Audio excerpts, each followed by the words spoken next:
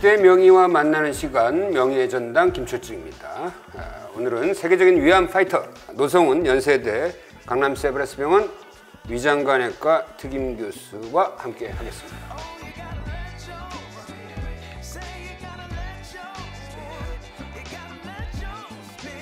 교수님 안녕하십니까? 안녕하세요. 반갑습니다. 네. 자, 명실상부한 위암 수술의 대가신데요. 위암 수술을 몇 건 정도 하셨어요? 한 37년간에 걸쳐서 11,000여 명의 환자분을 수술했습니다. 이야, 11,000명이요? 그렇습니다. 야, 이거는 뭐 약간 기네스북 계열. 네, 그렇지 않아도 세브란스 병원에서 근무할 때 저희 직원들이 기네스북에 이걸 문의를 했습니다. 아, 문의를 했어요? 네, 문의를 했더니 인체를 가지고 한 이런 수술이나 이것은 대상이 되지 않는다. 그건 취급하지 않는 됩니다. 혹시나 이제 그 기네스북 타이틀 노리고 막 수술을 그렇죠. 할 수도 있다는 생각. 윤리적인 문제도 따르고 뭐 그러니까 예. 하여튼 뭐 이거는 뭐 비공식적으로라도 세계 최다 수술 기록인 것 같습니다. 예, 그렇습니다. 자, 이 위암 수술계의 대가로서 이제 등장하기 시작한 게 수술용 칼을 안 쓰기 시작하면서. 그렇습니다. 그게 그게 1989년이거든요. 와, 1989년. 벌써 그 당시에 모든 이제 그 개복 수술은 칼이나 가위를 가지고 조직을 이제 자르고 박리한다고 그러죠. 우리가 칼이나 가위를 쓰면 건드리는 데마다 출혈이 되는 거예요. 출혈이 되면 피가 수술시야를 덮어버리니까 이게 뭐 더 이상 수술 진행할 수가 없어요. 그걸 닦아내고 또 음압을 가지고 이용해서 석션이라고 지고 피를 뽑아내기도 하고 그다음에 혈관 피나는 데를 찾아서 그걸 실로 매고 이제 이러는 데 시간이 많이 걸리는 거죠. 수혈도 또 같이 동반돼서 해야 되는 거. 그렇죠? 그걸 이제 전기 소작기라고 하는 지지면서 결국은 이제 자르는 거거든요. 잘린 부위가 자동으로 이렇게 지혈이 되잖아요. 그렇죠. 지혈이 되는 거죠.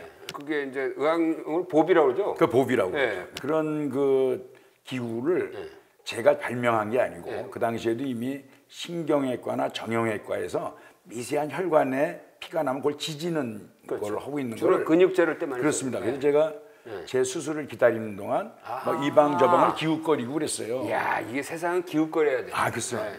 그러면서 거기서 아이디어를 얻은 거죠.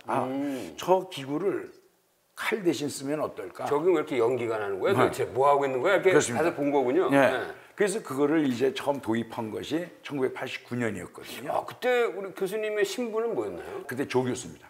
조 교수가 깜찍하게 메스를 안 쓰고 이걸 하겠다. 맨 첫 환자를 이제 해본 거예요. 해본 거죠. 그게 이제 소문이 나기 시작한 거예요. 소문이 나죠. 그랬더니 이제 다른 교수님들이 제가 수술하는데 쓱 뒤에 와서 보시는 거예요. 얘가 뭘 무슨 이상한 짓을 뭐 하고 있다 그러는데 그러고서 뒤에서 보더니 어떤 교수님은 야, 너 지금 뭐 하는 거야? 네, 그러겠죠. 그러니까 위험한 짓을 한다 이거예요. 그러겠죠. 우연히 장이나 혈관 같은 데 닿게 되면 탄다 이거지. 당장은 어쩔 줄 몰라도 모르고 넘어가면 며칠 뒤에까지 터질 수도 있고 출혈이 될 수 있는데 그 무슨 짓을 하냐 이러고 이제 뭐 저한테 야단을 치는 것도 있었죠. 충분히 그렇게 이해가 가죠. 이해가죠. 생전 머리털 나고 처음으로 그걸 하는 걸 보니까 신기하다. 그리고 뭐 수술하는데 뭐 연기는 피 오르고 막 이러면서 수술하니까 그 연기를 또 이렇게 석션으로 그렇죠. 하잖아요. 가끔 냄새도 나고 타는 냄새. 타는 냄새 나지. 아니 이렇게 쓱 긋다가 옆에 소장이 딱 닿으면 소장이 찢어질 수 있는 거잖아요. 닿으면 탈 수가 있죠. 탈 수 있죠. 근데 이게 다 제껴놓고 이렇게 쓱 하다 보니까 그리고 만약에 닿으면 그걸 이제 꼬매 주는 거죠. 거기는 그 부위는. 그 수술하는데 중요한 건 뭐냐면 해부학적인 구조를 잘 이해하고 있으면 그건 문제가 되지 않는데 그때는 참 러프하게 수술을 했던 시절이에요. 그러니까 이 조직을 한 번에 뭉태기라고 그러나요? 뭉태기로 이렇게 잡아서 자르고 막 이럴 때였거든요. 그런데 이제 수술을 세밀하게 우리가 혈관만 노출시키는 거를 우리가 골격화시킨다, 스켈레토나이즈 한다 이런 얘기를 하는데 그런 형태로 수술을 하면서 하면 장기에 손상을 주고 하는 거를 현격하게 줄일 수가 있거든요. 확신을 갖고. 그렇죠. 계속해 나갔죠. 하니까 저는 자꾸 이제 노하우가 생기고 점점 더 이제 기술이 발전하는 거예요. 그래서 1995년에 그걸 내 수술하는 거를 비디오로 찍어서 대한외과학회 추기학술대회에서 그걸 발표하게 돼요. 깜짝 놀랐겠네요. 그건 뭐 거의 뭐 아수라장이 됐죠. 거의 뭐. 보는 분들이 처음 보니까 무슨 수술을 하는 거야? 어떻게 보면 큰 충격을 줬고 그리고 이제 1996년 그 다음에 그러니까 저는 실력이 점점 늘 거 아니에요. 계속 해 나가니까 그 비디오를 췌장의 아래쪽과 췌장의 위쪽에 소위 림프절을 제거하는 보비를 가지고 하는 거를 비디오로 찍어서 그리스에 아테네에서 열린 세계 소화기 외과 학회에서 발표를 하게 돼요. 그랬더니 거기도 깜짝 놀랐겠네. 거기 뭐 정말 뭐 이거 뭐냐? 예, 난리가 났죠. 그리고 이제 위암 그러면 이제 일본이 가장 그렇죠. 앞선다고 그랬는데 뭐, 대가들이 제가 수술하고서 그 비디오를 발표하고 자리에 앉으니까 그 다음에 연재가 발표가 되고 있는데 거기 관심 없고 나한테 막 와서 막 컨그레츄레이션 축하한다고 그러고 기가 막히다. 뭐 물어보고 뭐 그걸로 하다가 췌장 같은데 닿아서 췌장염이 생기는 환자는 없느냐 뭐 이런 질문들을 막 하는 거예요. 그 다음에 1997년 4월에 뮌헨에서 세계 위암학회 제2회 세계 위암학회 있었는데 그때 제가 이번에는 그 보비를 이용해서 위 전절제 위를 100% 제거하는데 위를 100% 제거하면 그 당시에 비장을 같이 떼어내는 것이 거의 뭐 루틴이고 바로 옆에 붙어 있으니까 그렇죠. 떼낼 수밖에 없는 거잖아요. 떼어내고 또 왜 그러냐면 비장 동맥이나 비장 정맥 주위에 있는 림프절을 제거를 하기 위해서는 비장을 떼야 된다 하는 게 아주 표준 수식으로 되어 있던 거예요. 근데 나는 왜 비장을 하느님이 준 비장을 왜 떼어냈냐 이거예요. 덩치도 커요 또. 그리고 림프절을 제거하는 목적이라면 림프절만 제거할 수 있지 않겠냐. 그래서 그거를 비디오로 찍은 거예요. 제가 또 수술하는 걸 비장 보존 위전 절제술 이거 세계 최초죠. 불안하잖아요. 그래서 교수님 약간 긴장됐겠네요. 미리 이제 오전에 그 학회장을 가봤어요. 학회장은 왜 이렇게 큰 거야? 청중들이 들어올 수 있는 그 스페이스가 큰 거예요. 근데 가보니까 뭐 별로 청중이 별로 많지 않더라고요. 그래서 이렇게 해서 얼렁뚱땅 넘어가면 되겠구나. 이제 그랬거든요. 그 이제 1시가 이제 제가 발표면 12시 반쯤에 이제 가서 이제 앉아 있는데 왜 이렇게 싹 구우는 거야? 제목을 보고. 제목도 보고 96년에 12월에 아테네에서 제가 발표한 거를 일본 사람들이 많이 봤으니까 그게 이제 소문이 나가지고 노성훈이가 뭘 또 뭐 희한한 걸 또 하는구나. 그래서 이제 모이기 시작하는데 꽉 차요. 정말 꽉 차요. 그리고 기타지마 선생님이라고 제가 존경하는 분인데 나중에 게이오 대학의 학장, 병원장 하셨고 자기 밑에 있는 휘하에 있는 교수를 다 몰고 그다음에 조교들 몰고 한 15명, 20명이 한 번에 단체 입장을 하고 그리고 이제 발표를 했어요. 발표를 했는데 그때 그 좌장이라고 그러죠. 체어맨 좌장이 수웰링이라고 하는 중국의 그 영국인이었어요. 그 내 비디오 그거를 발표하는 걸 다 듣고 자기가 코멘트 처음에 하면서 이게 사람이 할 수 있는 일이냐 뭐 그런 코멘트를 해줬어요. 정말 그 좀 뭐 가슴에 확 와닿죠. 박수 나오고 그다음에 뭐 그래서 이제 그 두 번의 국제학회가 저를 어떻게 보면 세계 무대에서 위암의 이제 수술에 아주 어떤 창의적이고 좀 도전적이고 뭐 새로운 거 이렇게 된 거죠. 지금 일본도 비장 이제 안 떼요? 지금 안 떼죠. 이제는 거의 이제 표준 수식이 됐으면 또 이거. 이제 전 세계에 이제 위장 전체를 잘라낼 때도 비장은 안 떼는 거예요. 그러니까 일본 사람들이 한 10여 년에 걸쳐서 임상 시험을 해서 결과를 에너지 오브 서저리라고 하는 좋은 잡지에 냈는데 비장을 제거할 필요가 없다. 2010년 중반에 결과가 나왔습니다. 일본 사람들도 참 대단하네. 속으로 좀 의심한 거죠. 그래서 의심한 거죠. 이 비장을 살려놔서 전체적인 조혈 작용이나 뭐 면역 작용 이런 것들이 암 환자들한테는 소중한 건데 당연하죠. 다 유지가 된 거잖아요. 그러니까 실제로 뭐 재발률하고를 떠나서 생존 자체가 훨씬 더 유익했을 거라고 생각이 들어요. 비장이 결국은 면역 기능과 연관되잖아요. 그래서 이걸 제거한 그룹이 뭐냐? 인펙션도 높아지네. 감염이 복강 내 감염도 높아지고 이것이 생존율과도 연관이 된다. 사람들이 잘 모르는데 비장 때리기 간단치 않아요. 간단치 않죠. 이만한. 그러면 어디 쪽이야? 이쪽이요. 왼쪽이죠. 왼쪽. 이만하게 때리는 거니까요. 자, 그럼 다시 그 전기 수작 보비 얘기로 돌아가서 기존에 그냥 칼로 하고 막 결찰하고 이런 상황에서는 보통 위장을 3분의 2 정도 떼내는 수술이 가장 많이 흔하게 했잖아요. 그렇죠. 그때 시간이 몇 시간 걸렸는데 이렇게 넘어와서 몇 시간 단축했나요? 일본이 제일 이제 수술이 이제 앞섰다고 그랬는데 당시에는 뭐 일본이 너댓 시간. 근데 저희가 이제 하게 되면 처음에는 한 2시간 반 그러다가 거의 2시간으로 이렇게 줄었죠. 아니 그러니까 네다섯 시간 걸리던 수술이 절반으로 줄었죠. 절반으로 줄었죠. 물론 이제 그거는 변기 소작기가 가장 큰 역할을 하지만 중요한 거는 이제 경험이 쌓이다 보니까 우리가 해부학적 구조를 잘 이해하니까 딱 보고 어디로 이렇게 쓱 그렇죠. 쓱쓱 하고 이렇게.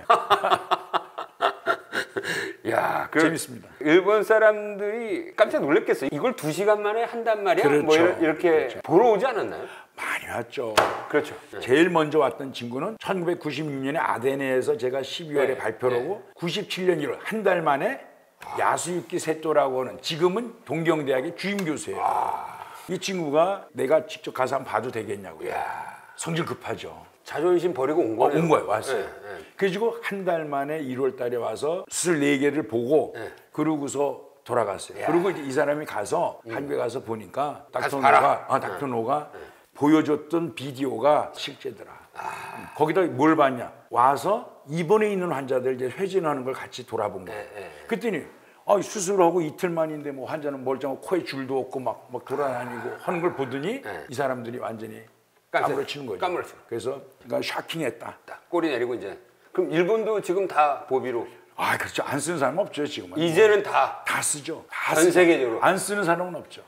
그때 교수님이 그 위암 제거용 칼을 하나 개발을 했어요. 그 보비를 개발해가지고. 그게 좀 후회가 돼요. 그랬으면 지금 제가 이 자리에 있잖아요. 그러니까 지금 위암에서만뿐만 아니고 뭐 대장이나 배복할 때 다 쓴 거예요 지금. 그럼 이제는 그럼 대장암 수술할 때도 그러니까 위암에서 제가 쓰는 거를 보고 다른 데서도 개복하고서 우리 병원에서 이제 그걸 쓰기 시작한 거고 학회에서 그걸 한 걸 보고 다 위암뿐만 아니고 그럼 위암뿐만 아니라 모든 복강 안에서 벌어지는 수술을 이제는 다 전기 소작기로 쓰는 거예요. 그렇죠. 그러니까 대한외과학회에서 95년에 발표했을 때 그때는 우리가 서브 스페셜이 이렇게 그렇게 나눠져 있지 않고 돼 있지 않았을 대장암 하시는 분들도 듣고 와서 보고 뭐 간하는 사람들도 와서 보고 그럴 때거든요. 그럼 간도 요새는 그러면 다. 그렇죠. 이제 그 개복하고 하면 보비라고 하는 건 이제 필수가 됐죠. 이거 완전히 그냥 역사를 바꾼 거네요. 완전히. 이건 동상을 하나 차려야 될 것 같습니다. 이 보비 들고 있는 사진 하나 딱 동상으로 해야 될 것 같습니다. 그래서 우리 간호사들이 제가 은퇴하고 뭐 일만예 하고 이랬을 때 뭐 조그만 거 이렇게 선물 같은 거 하는데 수술복 입고 내 모습으로 하고 보비 든 거 그거 제 방에 있습니다. 근데 왜 그 외과 의사들이 칼잡이라고 그러는 거예요? 칼 안 쓰는 거. 다 지금 보비잽이라고 하는 게 보비잽인데. 그 좀. 아니 맨 처음에 시작할 때는 칼을 쓰니까. 그렇죠. 배울 때는 칼을 쓰니까. 이게 수술 시간을 줄여준다는 거는 환자한테 엄청난 이득이잖아요. 그렇죠. 배를 열어놓고 이 공기에 노출되면 장 마비가 와서 장 회복이 되는데도 시간이 많이 걸리거든요.